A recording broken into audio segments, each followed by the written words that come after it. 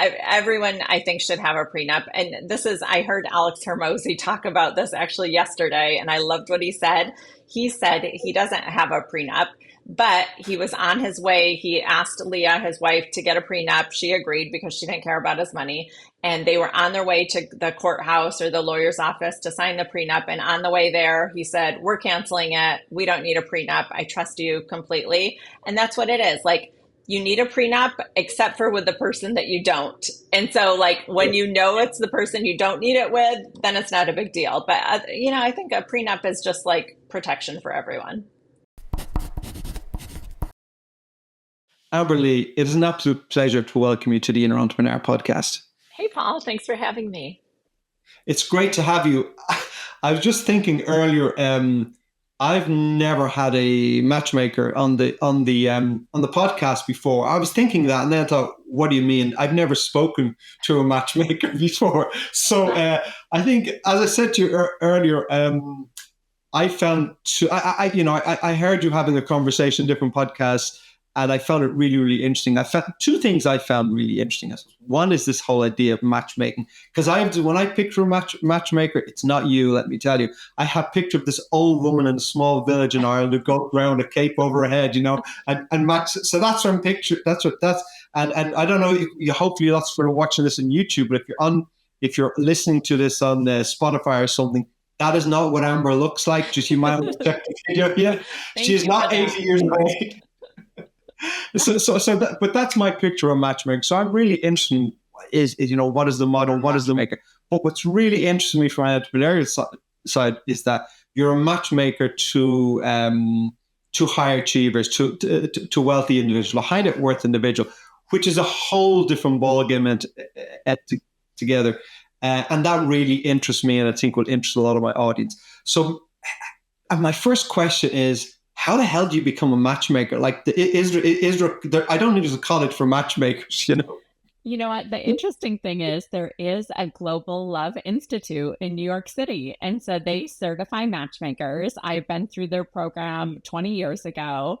I started matchmaking in 1998, back when we had newspapers that had employment sections. I don't know about in Ireland, but in the US, you would open your newspaper and go to the classified section, and there would be job listings.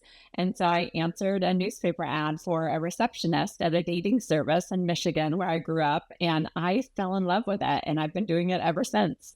And what was it about that you fell in love? I mean, at that stage, I won't ask what age you're at that stage.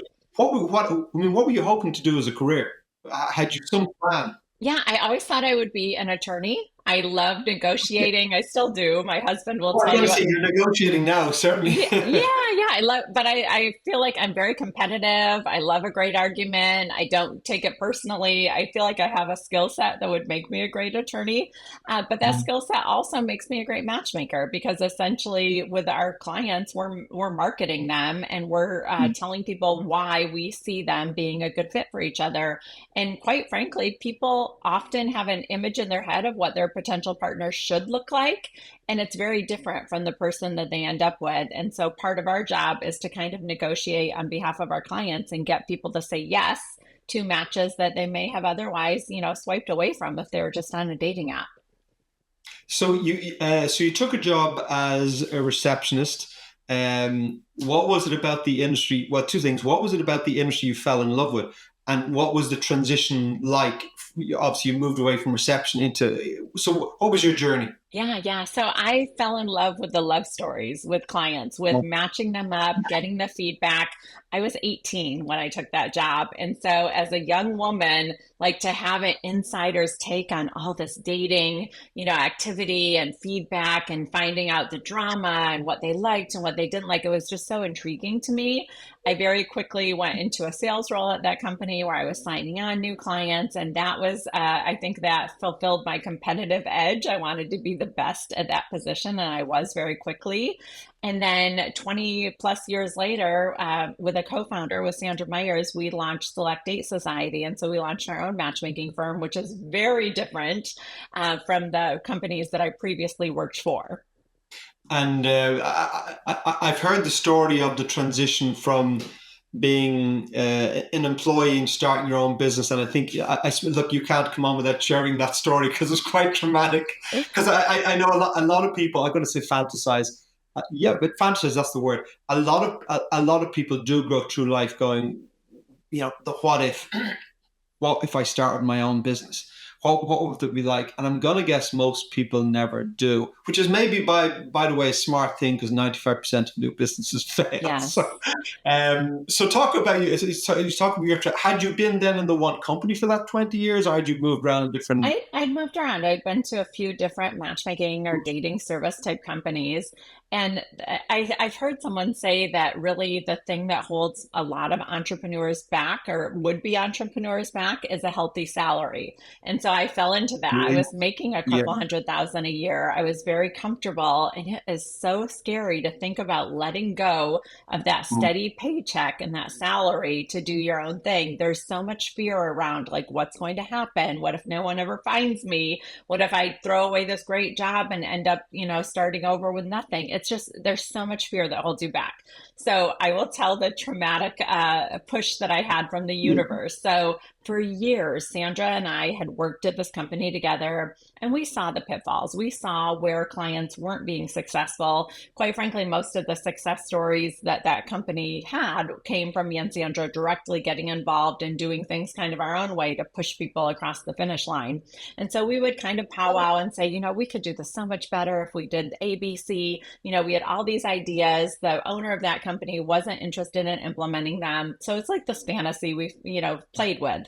Then one day, Mother's Day 2020, I was driving my SUV with my family in the car, and I had a sudden cardiac arrest. Now I was healthy. I just turned 40. I had no previous heart issues. Literally, my heart, just this electrical thing happened. My heart stopped. I was unconscious. Just leaned over, totally unconscious, foot on the gas, drove over 4 lanes of traffic, and head on into a brick home. So with your family in the car. Yeah, with my family in the car. And so my now husband, he pulled me out of the smoking vehicle. The airbags were deployed. The vehicle was smoking. It was a pretty major accident. Thank God none of my family members had serious injuries.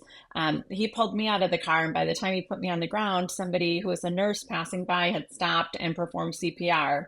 And really, the thing that saved my life, only 5% of cardiac arrest victims survive outside of a hospital setting. The reason the survival rate is so low is you have to have a defibrillator, the paddles, restart your heart within minutes. And if it's, I think, past 7 or 10 minutes, it's just you've lost your opportunity. Thank goodness this all happened within a mile of a fire station. So EMTs were there literally within 2 minutes. They were putting the paddles on me. They brought me back to life. I don't remember any of this. So it sounds traumatic, but when I tell the story, it doesn't feel traumatic to me. Yeah, I have no recollection of any of this. The first thing I remember is waking up in the hospital a few days later. You were clinically dead, I suppose. I was absolutely dead. Yes, absolutely. My husband very much, and my daughter very much thought that they had lost me. And so I think that day, changed a lot for them. For me, it really catapulted me into entrepreneurship because I woke up in that hospital bed and I had such clarity that my time here on earth is short. It's not indefinite, and that I need to get to work doing what I was meant to do. And so I knew very clearly we were going to launch this business. That was May of 2020. By June 1st of 2020, we were set to go. We had a website up. We were rocking and rolling. That's really, really, really, really interesting. There's a few things you said there. One is that, I suppose the first thing that strikes me is that I speak to so many people on this podcast, so many interesting people. The common denominator is that when I speak to people who have created something that they want and create a life that they want and have been successful in that, is I'm going to say almost all. I haven't spoken to the person who contradicts this yet. Everyone I've spoken to has gone through some degree of personal struggle event. Not any of them have died, I don't think. So that you're taking it to extremes. Yeah. But many have gone through. I mean, either lost everything, extreme health, lost businesses, extreme stress. The turning point for me was sitting in my office thinking I was going to die from a heart attack. That's very different to actually dying. But it's interesting to me that people who make major changes in their life have usually hit some sort of wall. And I think that probably is around. I mean, you said it earlier about fear. Where you're earning really good income. You have a great job. I mean, are you what's the full messes with that? And I suppose you really need the wake up call. And so that was a major wake up call for you. It sounds like. Yeah, absolutely. I think we all go through that's life. We all go through struggles, we all go through adversity, and it really is what you're going to do with that adversity. I could have just very Yeah. easily said, like, oh, this is really horrible, and clung on to my great job, because of the uncertainty of my health. But instead, it launched me to say, like, now or never. You also said that when you were working with the previous company, you saw a lot of things that they could have done differently. What sort of things did you notice? What jumped out at you that needed to be done differently that your previous employer wasn't doing? It was really about the client experience. And so our company has very much a boutique approach. We work with less than 30 clients a year. We're very much a white glove service, high touch. Matchmaking is so personal, and you need to give people the attention and care. The only way you're going to understand your clients and be able to successfully match them is by spending significant time with them. And so I think what happens, a lot of these larger dating service type companies, they have a sales model. They have a salesperson who's signing up anyone and everyone they can, and then they're passing that person on to a matching department who knows nothing about them, and they're just trying to fulfill a contract. They're just sending them out with anyone who fits the criteria. So anybody who checks the boxes on paper. And genuine matchmakers know that it's not about what's on paper. It's about getting to know that client, what will work, what won't work for them. I mean, we do such deep dives with clients. We know about how they grew up, the dynamics in their household with siblings and parents, and their relationship role models. And we have a really deep understanding of what it's going to take to get them into a healthy relationship. And I think that's a missing piece. When you get too big with some of these companies, they lose the actual authenticity of matchmaking, or what really makes a matchmaker valuable.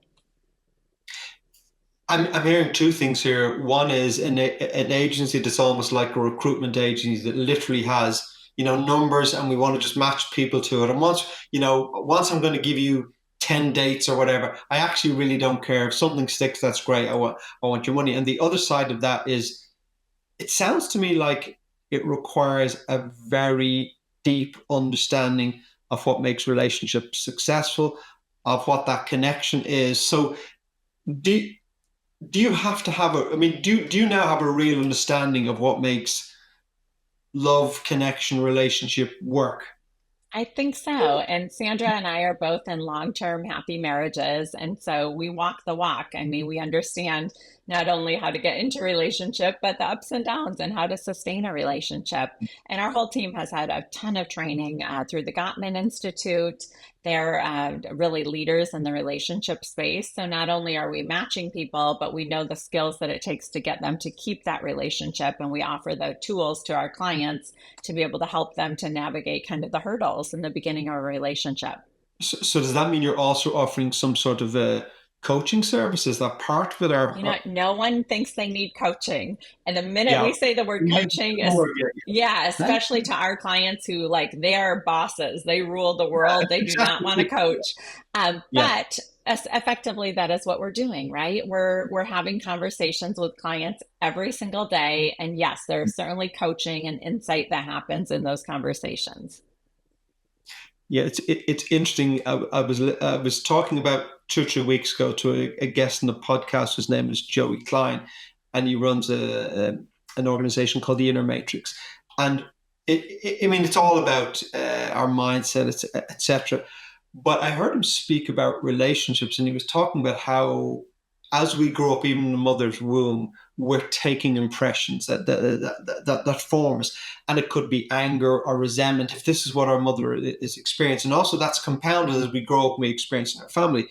And he says that in relationships, because in lots of clients he's worked with, he has people who come to him that have shame, all these sort of things, and then they resonate and they tend to attract someone in a similar situation. But in the dating, it's all very. So I'm dating you, so I bring my best self forward. Now we get into a long-term relationship or a marriage, and the shine comes away, and you get to see the real me. So I think that for relationships to work, there's some deep stuff going on. You may be dealing with some deep emotional issues.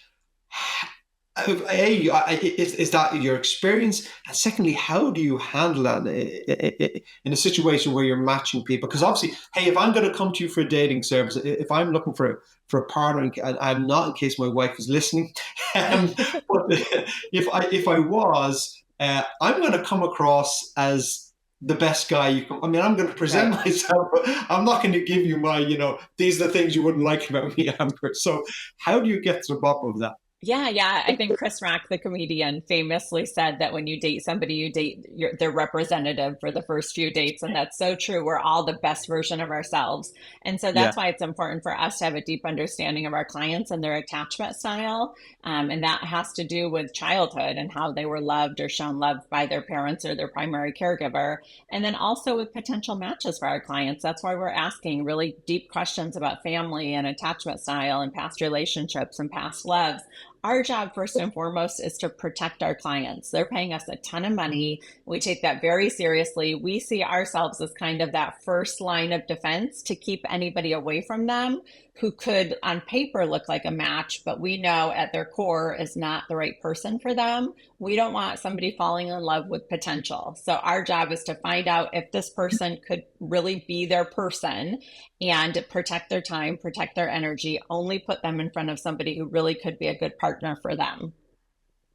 You mentioned attachment styles. What do you mean by attachment styles? Yeah, so there's a book I recommend all of our clients read. It's called Attached by Dr. Amir Levine. That's a really great book that will help you understand. But essentially, your attachment style, it could be secure, which is what we all kind of aim for. There's an avoidant and an anxious attachment style. I was clearly an avoidant, like clear as day. And over time, being married to my husband, I've become securely attached. But it's not something that happen overnight. It's something that takes a lot of inner work. But when you're avoidant or anxious and you're matched with somebody who's secure in their attachment style, over time, you will become more secure. But again, it's going to take work on your end. Yeah, but also don't opposites attract? Oh my gosh, yes. And so you have this weird dynamic that happens where the anxious person and the avoidant person are naturally drawn to each other because the avoidant person it's just what it sounds like, right? They're avoiding the emotional stuff. And the anxious person is trying so hard to hold on and to chase that person. And it just creates this really unhealthy dynamic. But it's all about understanding that. And it's not that any attachment styles can't work. They can work together if both parties understand themselves and their potential partner and they're able to work through that together. It's I often joke, well, not a joke, but it is true. And it's true that I don't open bank statements. I don't open credit card bills. And I remember having many years ago, the bank calling me over something and asking me questions, and I just couldn't answer my account. So then they're going, well, can you tell me any recent transactions? And I'm going, no, I can't tell you any recent transactions. So then I thought, oh, actually, no, I possibly can. I said, there's a mortgage still on my house. And I said, excellent. I told them they're in a bank. And they said, can you tell me how much that is, sir? And I'm going, no, I have no idea. Oh, my salary goes in. Can you tell me how much it is, sir? Oh, no, I had no idea. I couldn't guess. So what's interesting to me is that I pay no attention. I pay no attention to that. My wife will return from the supermarket and she wants to have gotten the deal. She wants to get the best price. So she is this detailed thinker financially. but I am this big planner. I mean, I have a plan for us for the, if we live to 100, I have a financial plan and structured investment statements to do that. My wife pays almost no attention to that, other than she trusts me to know it's there. She Right. literally pays almost no attention to that. And I don't open bank statements. But so I think in one way I've noticed in my own relationship, that's in one way you go, well, isn't that a perfect match? Because you need long-term financial planning, but you need to pay attention to what you're spending today. And so we match very, very well there. But the challenge is in communicating because there's a different value structure. So when Yes. my wife wants to get into the detail, I'm going, "Do you know, I really couldn't care what that costs. I've no interest. I'm no interest in it." And when I want to talk about the long-term planning, she doesn't have much interest in that. So I think it's, for me, and I'm interested to hear your take on this, it's the recognition of those two differences and learning how to communicate about them. Yeah, and that dynamic is so apparent in good, healthy relationships where you complement each other. In my marriage, Mm. I'm an introvert. My husband is super outgoing and extroverted. And so we have that same dynamic going around, social interactions. I have a client who got married a few years ago to a gentleman we introduced her to, and she describes it as being she's the kite, she's the big ideas person, off adventuring and wanting to do big things in the world. And he is the string. He's the one that's keeping her grounded. And it's this beautiful dynamic where you complement each other. And one of you, left to your own devices, would just be off on the deep end somewhere, but the other one is kind of holding you down. And so I think that that's a sign of a good, healthy relationship. But you're right, it's all about communication.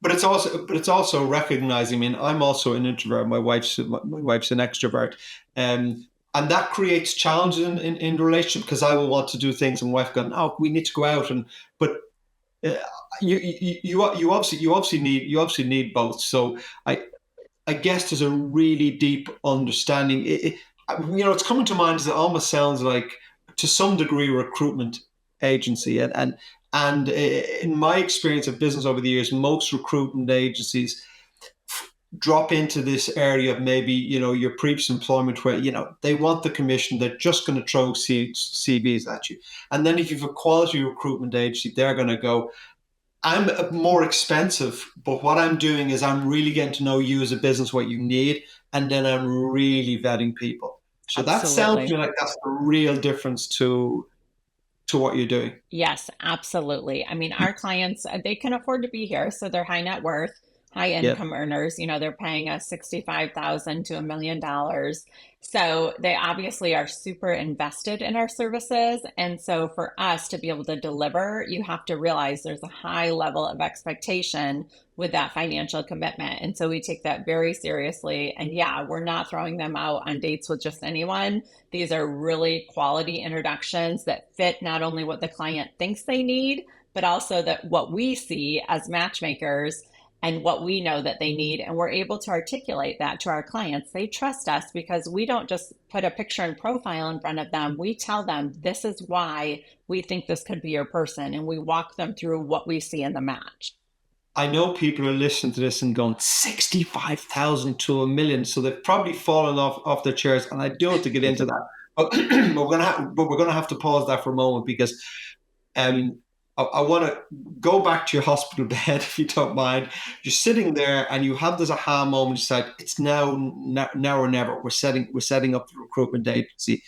Um, at that point in time, did you know the recruitment agency? My apologies. Okay, don't edit this out because it is amusing. No, You we did really know are recruitment. executive recruiters for our clients' love lives. Yeah, I love Yes, that. exactly. You decide to set up a dating age, but at that point in time, and you had this point of clarity, and you set up a website. Had you decided you were going into the exclusive end? Because I mean, when I say exclusive end, I've no idea what a standard dating agency charges. But did you decide, no, we're not going to be a standard dating agency. We're working with high net worth individuals. No, Did you make that decision day one, or did that evolve? it evolved. It definitely evolved. And it evolved based on the level of clients that we are attracting and what their expectations were. And so we just slowly, over time, from year one to year two to year three, got into kind of the higher market. And along with Mm. that came raising our prices. And then along with that came success from those clients and, billionaires, no other billionaires, and referrals came with that. And so that's where we don't pay for ads, we don't pay for marketing. All of our clients come by way of direct referral. And so we got kind of really good at matching high achievers, and they referred other high achieving singles to us. And it just kind of happened almost organically. So just in case my wife knocks on the door in a moment now and tells me she's divorcing me, which would be a bit of a shock after 36 years, but you never know. Maybe I offended her at lunch. Or what does my network need to be before? So if I have to call you after the show, what does my network need to be before you take me on as a client? So, we're screening you for your net worth is actually not part of our vetting Okay. process. Of course, obviously, you have to afford to be able to pay our fee. We don't take payments, we don't take credit cards. So, you have to be able to afford to wire Yeah. us the funds. But beyond that, we're really vetting for things like self awareness. That's the number one quality we look for in a potential client, because if you are not self aware, you are not going to be successful in this process, and it would be like throwing money away. And then we want to look for people who are like kind, reasonable human beings. We don't want to work with jerks. Nobody wants to set jerks up on dates with anyone. You're representing us just as much as we're representing you. So when we vet potential candidates, yeah, we'll look at, we'll look at their home value and we'll look at their income, but those aren't the things that we're looking at when choosing whether or not to take them as a client. And quite frankly, a lot of what we do is intuition. I have to like you. Sandra has to like you. We don't employ salespeople. Sandra and I are the decision makers as far as who we bring on as a client, and we have to feel good about it. And we have to know that we have the resources to get the job done. So if I turn up and I call you and you go, this guy's an asshole, Yeah, I you would just just say, you know what, this isn't the right fit. I yourself. could certainly refer you to someone else. I know everybody in the industry, so I'd see if anybody else would be willing to work with you. I know a lot of I know and mix with a lot of successful and wealthy people. So in my experience, most of them are really lovely people. For But there sure. is I suppose there is an impression that successful people can fall into that asshole category because they become very successful and arrogant, etc. Is that your experience or not? So I wouldn't say yes, I would say the first part of what you said, most wealthy people tend to be really kind, great Yeah. individuals. And I think a lot of times what some people interpret it as being an asshole is like a masculine quality. And And so women who are high achievers often get stereotyped as being very masculine. And it's because they're doers. They don't take bullshit, they get things done. They know how to operate at a high level. And sometimes that means that you're moving very quickly with a sense of urgency and you don't have time for all the little niceties. And so when you talk about coaching, yes, that is one of the conversations we have with not only high achieving women, but sometimes men need that conversation as well about how are you showing up as your best version of yourself in a softer way, because this is dating, this is not a boardroom. And there's a very big difference between how you walk into a boardroom and how you walk into a first date.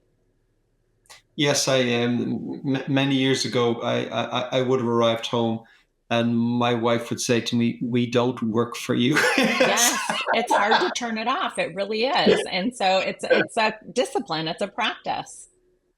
Yeah, yeah. Um, I wonder sometimes about very successful and very attractive women.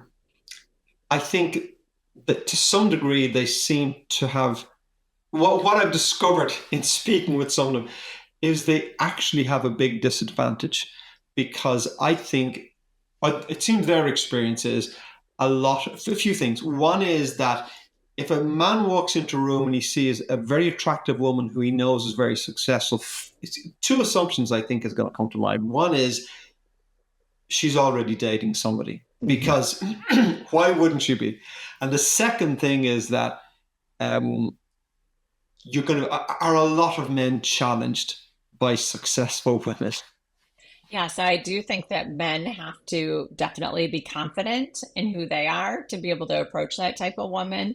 And you're absolutely right. I think the women sometimes come across as intimidating. They don't even mean to be, but just their presence could be intimidating. And I always, it's so interesting when I have conversations. Women are always like so afraid of rejection, but men are more afraid of rejection than women are. And I always tell my women this, like, you have to be very clear that you're open to receiving a gentleman approaching you and a gentleman coming into your world, because if men don't have a clear signal that it's okay to start a conversation with you, they won't. They are so afraid of rejection. And so that's a real thing. But that's why I think 80% of our clients are high achieving women. We take both men and women as clients, but women really need the help of a matchmaker, because an attractive, successful woman puts her profile on Bumble and she is just inundated with a crazy amount of messages. I mean, hundreds and hundreds of messages, and like everyone wants to date her and meet her when they're in that safe environment, swiping, where it's okay to approach somebody and you don't have that fear of rejection. It makes them so uncomfortable, and they quite frankly feel like a piece of meat, like everybody's going after them for the wrong reasons. And so they hire matchmakers because they want to be protected. No one wants to feel icky about being approached on a date. They want to do it in a way that has dignity and integrity, and they know the intention of the person who's approaching them. It reminds me of being at a dinner about half a dozen years ago. And it was there, my wife and some other couples. But the couple sitting beside me I hadn't met before. And I was sitting beside a woman. And we ended up having a great conversation for about an hour or so with a lot of interest. Until, for whatever reason, she discovered I was a CEO and a business owner. Then the conversation changed. And the conversation changed because now she had something to sell to me. Yeah. Whatever it was, I can't even remember what it was. But I do remember thinking, you and I have just had a great conversation for an hour. And now you see me as a source of investment or sponsorship or whatever for what you have. And suddenly the conversation changed. And I was thinking, shit, how soon can I get away from this lady? And it strikes me that, I mean, we were just chatting, I wasn't dating, but it must be that when you're very successful, maybe for male or female, this whole dating thing is it much more difficult? Because particularly if you're a multimillionaire or billionaire or whatever, or if you're famous, are you going to make the assumption, what do these people really want me for? Do they want me for me, or do they want me for my bank account, or to what the world perceives me to be? Yeah, that is definitely a real fear. I see that a lot with wealthy men. They're afraid that somebody's looking for them. Like, why would she want to date me? Again, it has to do with insecurity, sometimes a lack of confidence. Where am I worthy of somebody who's this attractive, or why would somebody be interested in me? Must be after my money. Those are definitely things we screen for. But I think that when you think about high profile clients, we have a lot of clients who are famous, they're high profile. And so when you think about matching them, it takes a certain caliber of person who's not going to be just overly fascinated with like the glitz and the glam and the fame, but who genuinely sees an opportunity for connection with the person. And so I always lead with saying to someone, look, I know what you've read online or what you've seen online about this person shows them this way, but I want to tell you who they really are and see if that conversation leads to a good connection. And how do you filter then for authenticity? It's really through conversations just like this. I have a good bullshit detector. I've been doing this long enough. But it really is, I think the only way to genuinely know someone is to have conversations with them about their family, about how they spend their time, just getting to know them and picking up on the little things that they're saying or sometimes not saying, but kind of reading between the lines. So there's a whole lot of psychology here, because whether I pay you 65,000 euro or €1,000,000, I mean, even at 65,000 euro, which is a lot of money to most people, if I pay you 65,000 euro, I'm expecting a very high quality of service from you.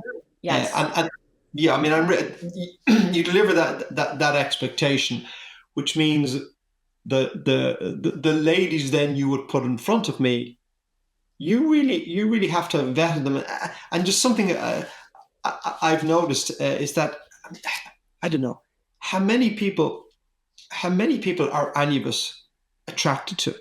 I'm going to guess, maybe it's just because I'm married for a very long time, very, very few. Do you know what I mean? How many people do you actually find that level of attraction? Which doesn't mean that I wouldn't walk into a room and go, there are, 25 beautiful, really attractive women in this room. That's an entirely different thing to going, I mean, how many of those people you're actually attracted to? And the answer might be none. Yes.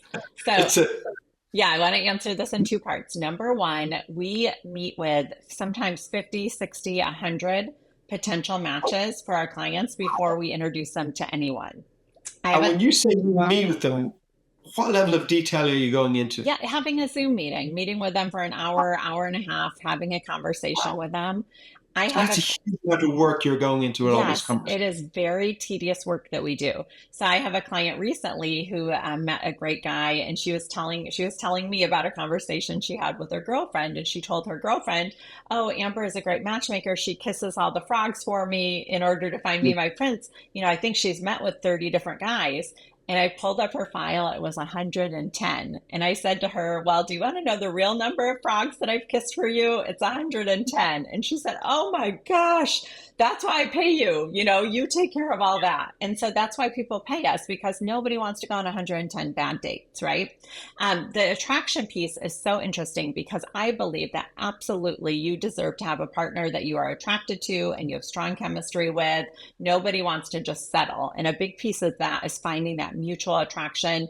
But attraction is much more than looking at a flat face photo.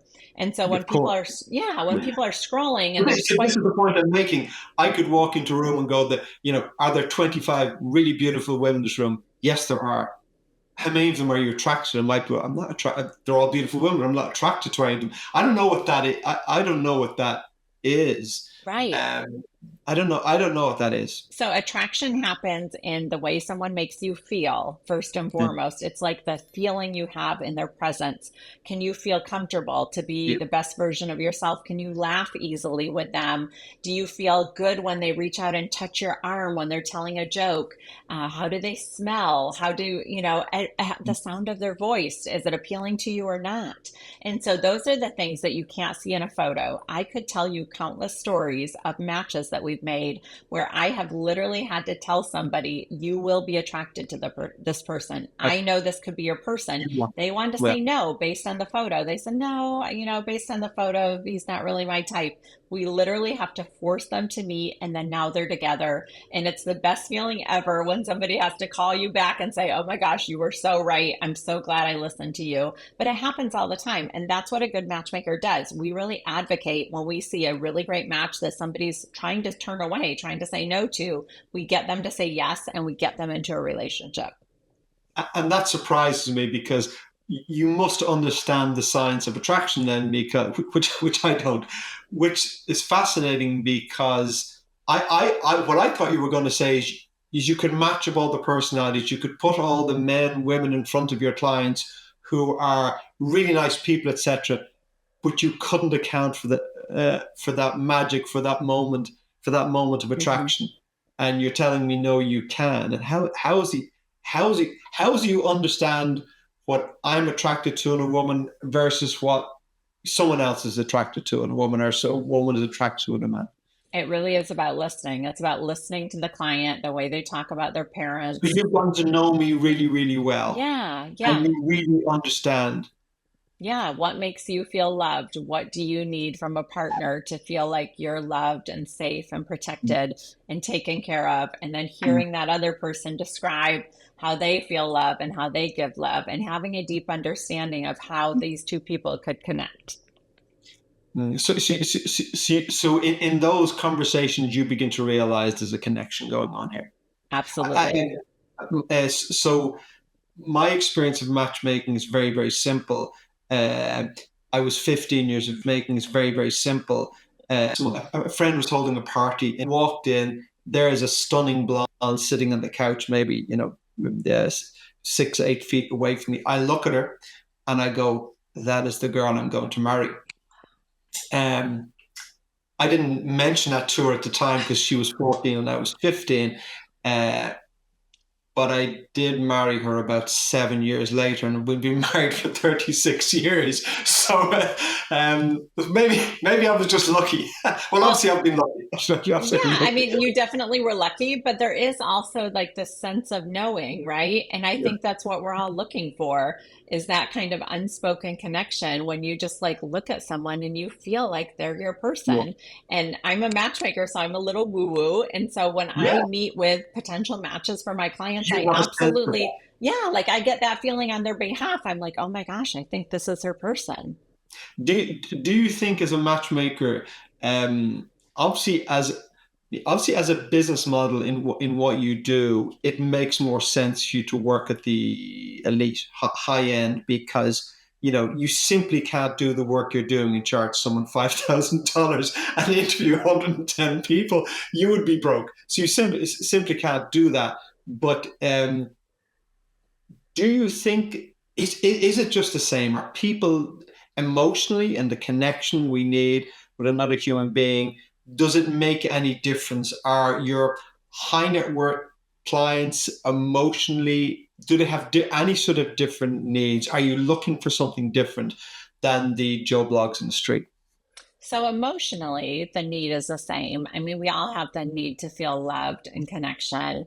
Lifestyle wise, you definitely have to have somebody who's going to match somebody's lifestyle. If somebody's flying private and staying at the Four Seasons and someone else has never even flown business class and, can't afford to stay anywhere other than Motel 6. I know I'm in the US, these might not resonate with your European listeners, but like it has to be a good lifestyle match. It doesn't have to be the same. Somebody who has a $25 million net worth doesn't have to meet somebody who also has that much.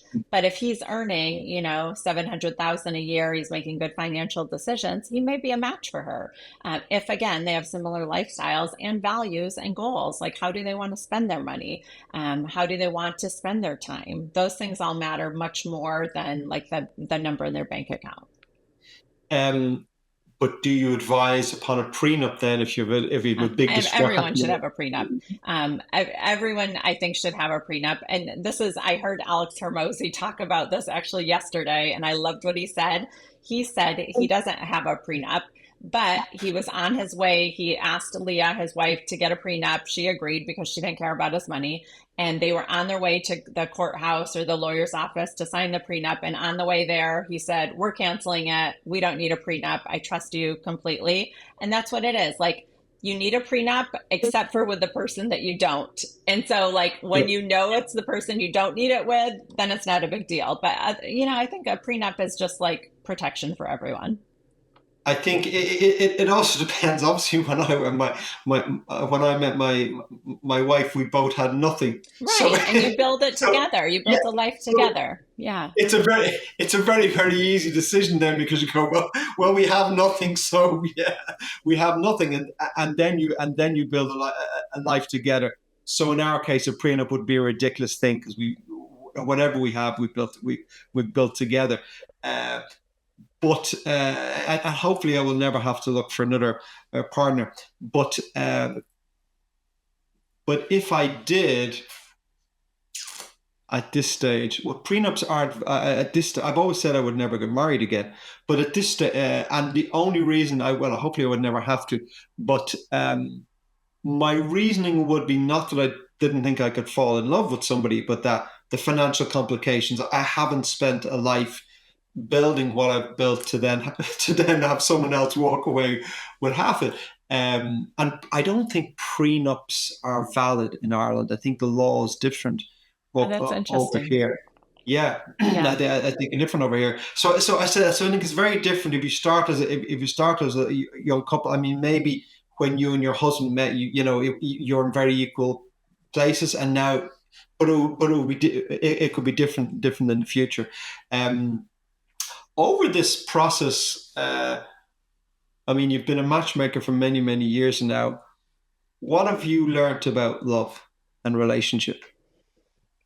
I think that like we just said, the money piece doesn't matter. At the end of the day, we're all human beings and we all need love and connection.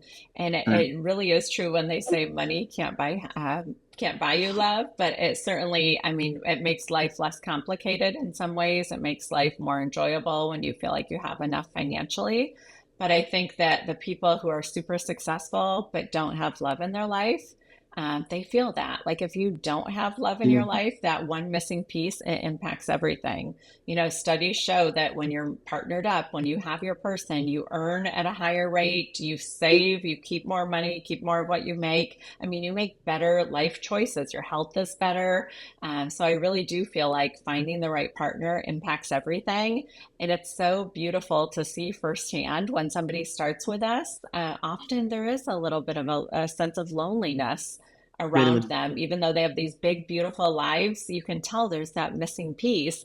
And then when they end up with their life partner and just see how much that has changed, like that hopefulness and that kind of light in their eyes when they fall in love. I mean, really, I know it's so cheesy, but love does change everything. It really does. I'm wondering if you've noticed in all you obviously speak to so many people. Have you noticed now what are the ingredients of success? Because you're obviously speaking with a lot of very successful people. And have you noticed what the ingredients are for successful relationships? Yeah, I think that really the two things could have the same answer for both success in life and success in relationship. And I think it might be resilience because, like we talked about, we all go through struggles, we all have adversity, and it's like, how do you handle that struggle? Same in relationships. Relationships have really great highs, but they also have a lot of lows. And how do you have the resilience to work through that with your partner? Um, and the question everyone is wanting to ask is, what is the service you provide for €1 million? Yeah, that's our Founders Club membership. They work directly with Sandra and I as the founders. We're flying out to meet with them personally, to really spend time with them, to get to know their lifestyle. At that level, it's people who are extremely high profile. They really need to be protected, and we need to have a really deep understanding of what type of person is going to fit into their world. And how successful are you with those people? Yeah, with all of our clients, we have a 90% success rate. So we don't take Wow. clients unless we are confident that this is the right fit for them. And look, we're very boutique. We take less than 30 clients a year. So we're making really good decisions on the front end about who we can help. And if we can't, we're going to send them somewhere else. We're not going to have them as a client. In this industry, reputation is everything, and we value that, and we're really protective of that. Yeah, I mean, I really get a sense that you know a lot about what you do. You're very passionate about what you do, and you obviously do it with such a level of thoroughness and detail that on those occasions where you're not successful, what can you do? I'm wondering, since that you woke up in this hospital bed and you decided we've got to do this. How much has your own life changed in those intervening years? Yeah, my life has changed dramatically. I mean, my husband and I, we weren't married at the time. We've been dating for like 12 years. We got married, realized that was something we didn't want to put off any further. We moved to Puerto Rico. We just bought our dream home. So we live a big, beautiful life, I think, because we really do put so much love out into the world. And I feel like it just comes back to us. Well, it sounds like what was a traumatic experience has transformed your life, transformed your business partner's life, and you've had a great impact on the world. It's been an absolute pleasure talking to you, and it's such an. I mean, it sounds like an unusual topic for the Inner Entrepreneur podcast, but I find it fascinating. I find it fascinating the insights into human nature, and I find it fascinating as a business model. But now, having had this conversation, I think I understand and it makes sense to me why, as a business model, it works for you. So, well done, and thank you for coming to the podcast. Yeah, thanks for having me. It's been an absolute pleasure.